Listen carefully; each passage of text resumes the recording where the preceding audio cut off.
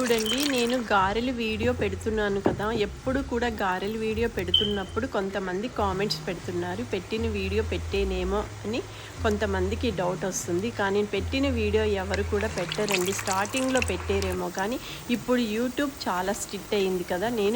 మీరు ఒక్కసారి నా వీడియోలన్నీ అబ్జర్వ్ చేయండి. నేను ఏమి యూజ్ చేస్తున్నానో, ఏం ప్యాన్ పెట్టానో, ఏ గరిటతో నేను గారెలు తీస్తున్నానో అదంతా కూడా ఒకసారి చూడండి. ప్లీజ్ నా వీడియోలన్నీ ఒకసారి చూసి మీకు వచ్చే డౌట్ తీర్చుకోండి.